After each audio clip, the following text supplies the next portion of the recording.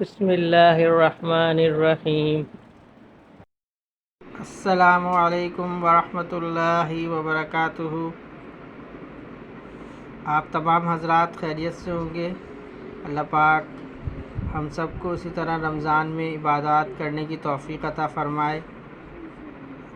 اللہ تعالیٰ کی رحمت سے آج رحمت کا پہلا عشرہ رحمت کا جو ہے وہ ختم ہوا اور دوسرے عشرے کی پہلی رات آج سے شروع ہوئی ہے۔ اللہ پاک ہمیں اس میں زیادہ سے زیادہ استغفار کرنے کی، اپنے گناہوں کی معافی مانگنے کی توفیق عطا فرمائے اور زیادہ سے زیادہ رمضان المبارک کی عبادات کرنے کی توفیق عطا فرمائے۔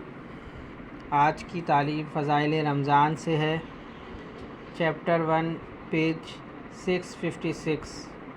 اس رسالے کے ختم پر جو لمبی حدیث آ رہی ہے، اس سے یہ بھی معلوم ہوتا ہے کہ اس میں بھی حق تعالی شانہ بندہ ہی کے مصالح پر نظر فرماتے ہیں۔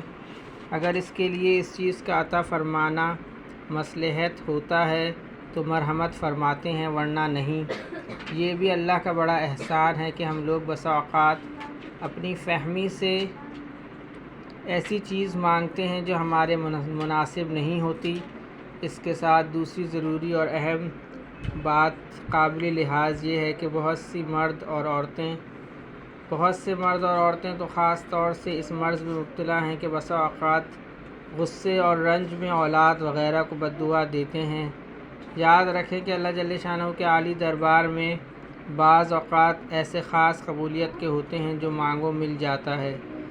یہ احمق غصے میں اول تو اولاد کو کوستی ہیں اور جب وہ مر جاتی ہے، کسی مصیبت میں مبتلا ہو جاتی ہے تو پھر روتی پھرتی ہیں اور اس کا خیال بھی نہیں آتا کہ یہ مصیبت خود ہی اپنی بد دعا سے مانگی ہے۔ نبی کریم صلی اللہ علیہ وسلم کا ارشاد ہے کہ اپنی جانوں اور اولاد کو نیز مال اور خادموں کو بد دعا نہ دیا کرو، مبادا اللہ کے کسی خاص ایسے وقت میں واقع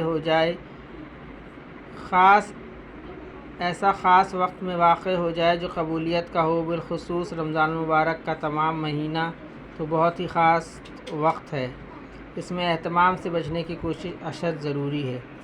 حضرت عمر رضی اللہ تعالیٰ عنہ حضور اکرم صلی اللہ علیہ وسلم سے نقل کرتے ہیں کہ رمضان المبارک میں اللہ کو یاد کرنے والا شخص بخشایا ہے اور اللہ سے مانگنے والا نامراد نہیں رہتا۔ حضرت ابن مسعود رضی اللہ تعالیٰ عنہ کی ایک روایت سے ترغیب میں نقل کیا ہے کہ رمضان کی ہر رات میں ایک منادی پکارتا ہے کہ اے خیر کی تلاش کرنے والے، متوجہ ہو اور آگے بڑھ، اور اے برائی کے طلبگار، بس کر اور آنکھیں کھول۔ اس کے بعد وہ فرشتہ کہتا ہے کہ کوئی مغفرت کا چاہنے والا ہے کہ اس کی مغفرت کی جائے، کوئی توبہ کرنے والا ہے کہ اس کی توبہ قبول کی جائے، کوئی دعا کرنے والا ہے کہ اس کی دعا قبول کی جائے، کوئی مانگنے والا ہے کہ اس کا سوال پورا کیا جائے۔